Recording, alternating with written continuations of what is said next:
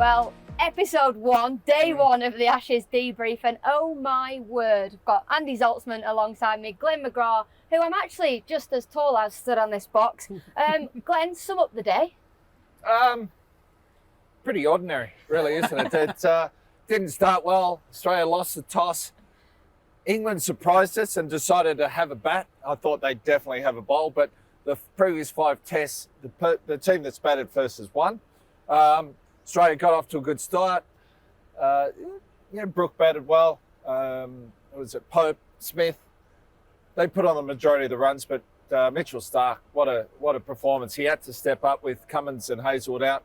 7 for 58, his best bowling performance at test level. But at halfway in the commentary box, all the English commentators were like, oh no, the series is over, it's gone, we've got no chance. And I thought, you can't decide until you see how the team bats on the first innings as well from Australia. And as we saw, England bowled well, Australia batted fairly poorly, got in a bit of a hole, and now they're 50 runs behind with 1 wicket in hand. So the English in the commentary box, they're happy again. Like, it's such a roller coaster ride being English and watching cricket, isn't it? That's what I've noticed over the years. There's something different about Ashes cricket though, isn't there? This morning had a different feel about it. The emotional roller coaster that we've all been on today has been something that I can't explain, so you're going to do it for me. Well, it has been an absurd day's cricket. Yeah. 19 wickets in the day, which is the most in any Ashes test since 1909. And that wasn't the first test of the series, and wasn't quite as much media hype back in 1909. People weren't doing post-show films then, or if they were just walking around. No social media, not a lot of social media. So it has been a truly extraordinary day. It's the first time in Ashes history that both teams have been 0 for 1 in their first innings. Only the 9th time in the entire history of Test cricket. And England losing their first wicket of the series after 6 balls. Actually, only their 3rd worst start to a series in the last 5 tours. They were 0 for 1 off 1 ball last time, 0 for 1 off 3 balls in 2010. So actually, it was quite a good start. So they're improving, is that what you're saying? But yeah, it was, genuinely extraordinary. Mitchell Starc, you mentioned, 7 for 58. Yep. Only one bowler in the opening innings of an Ashes series has ever had a better analysis. That was Alec Bedser, 7 for 55 in the first innings of the first test in 1953. Something about Mitchell Starc today, though, Glenn. Yeah. He looks like he was a bowler that had to step up with missing his teammates. Well, he knows his game so well. He's so experienced. Over 400 Test wickets, running in hard. When he gets his run up right, everything else flows. And taking a wicket early, you saw him take that wicket on the last ball of his first over when he got Zach Crawley driving at one that wasn't there to drive.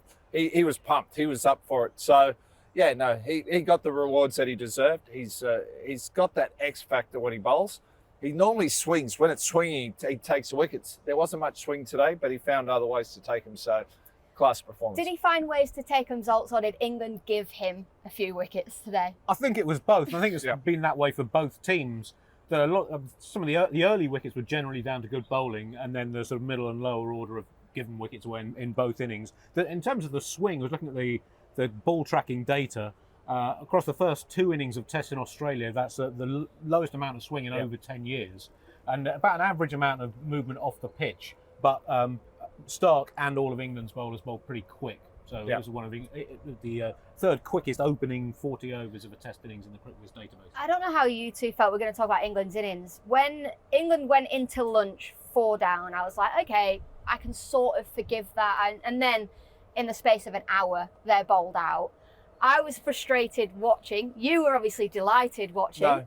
No, I was frustrated watching only 4 wickets down at lunch. I thought Australia could have bowled better. I thought their game plan, especially to Harry Brook. As soon as he walked in, I said, I'm going hard. I'm bouncing him. I'm having a couple of guys back. I'm having 3rd in.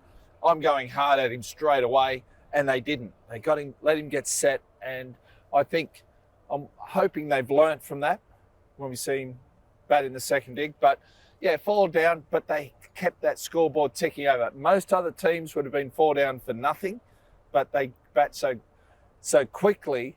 That's why they've got that lead now, is because of that intensity they show when they bat. Yeah, all out in just under 33 overs. Yeah. In terms of the first innings. So we've not even faced an ODI. No, I mean, barely more just than over a T20, isn't it? Yeah. There's the 6th quickest opening innings of any Ashes series, and England's 2nd quickest when they batted first. And the only one when they've been bowled out quicker, batting first in the first innings of an Ashes test, was in the 1880s when Charles the Terror Turner was causing havoc. You love Charles. I don't remember that one. You remember that one, Andy, or what? Have you got any more England batting stats before we start talking about Australia? Well, not that is suitable for children to see, really. But I mean, Joe Root's 2nd consecutive Ashes tour of Australia, he started with a duck. And yeah, so like we saw last time, Burns out first ball for a duck, Crawley out for a duck. Joe Root obviously reacts badly to that, but I'm sure he'll come good during the series. Well, like he has other series. And scored. He hasn't scored 100, has he? He's got quite a lot of 50s. All eyes have been on him, haven't wait they? and You're having a laugh about England, but why don't we have a laugh about Australia? Because you just spoke about England being attacking, aggressive, still going at 5 and over. Australia just allowed England to bowl at them. Yeah, and that's the way they go about it, and that's sort of been the issue. You still have to go out there and show intent. I thought with Usman Khawaja being off the field and not being able to go out there and open, I thought that threw a spanner in the works. You know, now Marnus Labuschagne, he had to come back up and open. Smith had to bat 3. Would that rattle Marnus? He would say not, but maybe it does. He likes batting at 3. He's been batting well this season. It just gives you time to, okay, it starts. Even if a wicket falls second ball, that's fine. I'm batting 3. So, yeah, maybe that was a bit of a spanner in the works. You know, Jake Weatherald, we haven't seen what he can do. Second ball, you know, We've still not seen it. So fingers crossed, second dig, he comes out and shows us what he can do. But yeah, they never really got started. Their goal was to get the shine off the new ball, you know, get it a little bit softer, and then it becomes a little bit easier. And we saw when, you know, Green and Head were out there batting, it seemed to be a little bit easier. But that you've got to have intent. You've got to get that scoreboard ticking over. And I think that's the hole that the Australians dug for themselves and didn't really get out of it. Come on then, what have you got for us? Well, it took them 28 balls to score their first run today, and I made that the longest it's taken Australia to score their first run as a team in over 50 years. Well, I came outside and I thought there'd been a wicket, but it was a single. I couldn't believe it. In terms of Smith and Labuschagne, their amazing number of full shots. Smith faced 49 balls. The CricViz data said he had 12 edges and 12 plays and misses. So a full shot, basically 1 every 2 balls. There have been times that England have bowled at him in Australia in the past who played 1 full shot every 2 days, it seemed. So they had a really tough time. And you know, it's testament to the quality of England's bowling, but they both looked sort of uncertain how to deal with it. And then Ben Stokes came in and was given some fairly generous assistance by the Australian batting, but he took his 5th wicket with his 36th ball, which is the 5th fastest 5-foot for England in Test history, and their fastest in Australia in terms of fewest balls taken in the course of an innings to take your 5th wicket. Behind second fastest, behind Bernard Bosanquet, the man who invented the googly. And that was at the SCG in 1904. Ben Stokes did sort of get a few freebies though, Glenn, didn't he? He did, but you still have to get the ball in the right area. You know, to get wickets caught at mid-on, no bowler actually tries to do that. So he had a couple of freebies, but I thought the way he set up Cameron Green, you know, he got mid-on to come a little deeper, a little straighter, left massive gaps in the covers at mid-wicket, and then just bowled that teasing length through there. So Cameron Green could have, could have hit it through there for 4, but he backed himself and the way got him out. So credit to Stokes. I think he would have enjoyed that one, because when you set a guy up like that, and Green was looking good, and take a wicket, fair enough. So he got to raise the ball for 5 wickets, which I quite enjoy. I think it's a nice tradition that started from fellow fast bowlers. So good to see that continuing. But when too many wickets were given away today on both sides, I think. Phil Long, another TMS scorer, messaged me asking if Ben Stokes is the first captain in Test history to win the toss, choose to bat, and have a fifer by the end of day 1. And I haven't had time to check it. I'm going to go out on a limb and say almost certainly yes. Let's just go with it. Not since 1876. I want to talk about Wood and Archer bowling together. It did look like they'd scared the Australian batters a little bit. They've got some good pace, but it's still not the quickest we've ever seen. Yeah. But when you're bowling 90 plus mile an hour on a pitch that's got bounce and pace, a little bit of movement, it's hard work. The batsman wouldn't have come across that. And, Atkinson, you can't leave him out. I thought he bowled well at the other end, but, Woody, great to see him back. I just want him to be fit and bowling. Archer, he's had a bit of success against Australia. So, those guys, when a captain's got those guys unsettling the batsman, it Smith actually gives a lot of confidence to the rest of the team. Smith got a bit of a hammer in. He did. He got hit a number of times, as well as all those plays and misses and edges. And, those speeds you were talking about, Woods' first spell averaged around about 93, 94 miles an hour. Archer was consistently over 90. Atkinson, about 86, 87, Cast, about the same. And so it was that lack of let-up for Australia. And that was a big thing, I think, in the 2005 series, wasn't it? That England sort of kept that pressure on with 4 fast bowlers then. So I think, that was, very promising for England looking ahead to the rest of the series. Promising for England. Australia are 123 for 9. What on earth do they do tomorrow? Hopefully come out and the tail wags a bit. They get another quick 20 or 30 runs. They'll be happy days. Put England back in, knock them over, and day 3 should be the best day to bat on, and Australia comes out the best day and scores the runs. But I think they're a long way back. Mentally they need to turn around and do something in this match. I think England will be very confident going into tomorrow. But it's another day. You just never know what's going to happen. We've had a stat attack today. How do you see tomorrow going? We're going to have even more? Well, yeah, I mean, it's very similar to the first day last year, the Australia-India test. There were 17 wickets on that occasion. India were bowled out cheaply. Then Bumrah ripped through Australia, and India then had a big third innings. Yeah. So I guess it's possible that could happen, but you just never know with England what is going to happen. But it feels like a lot again is resting on Starc. Boland looked a little off colour. Doggett in his first test.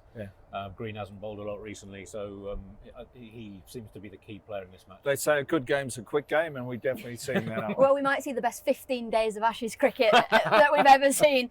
Just finally, day 1's done. You're still backing your 5-0 prediction? Yeah, there's still a chance. There's still a chance. England haven't won a test here for, I can't even remember the last time they won a test in Australia. So we'll see what happens tomorrow.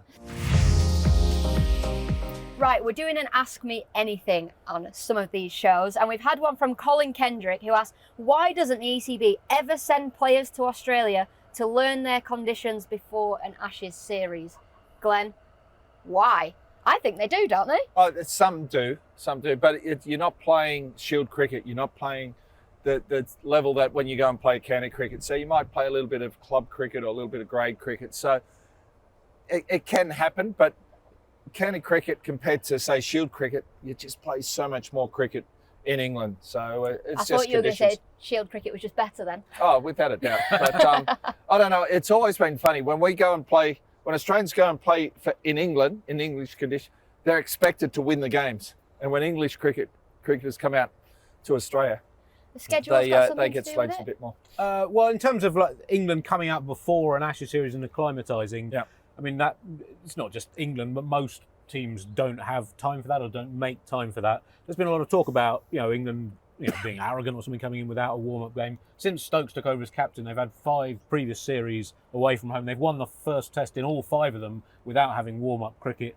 You go back through history, England generally started series badly overseas, having had a lot of warm-up cricket. Some of one of England's greatest teams in the 1950s. They came to Australia. They hadn't lost a test series in 8 years. They had 7 of the team that had won the Ashes in Australia 4 years before. They played 7 4-day warm-up games and they got hammered 4-0. So it doesn't always work. Well, I know a lot of cricketers that would love never to play warm-up games ever again. And I reckon most of them are in this English team. Yeah, no, I think you're right.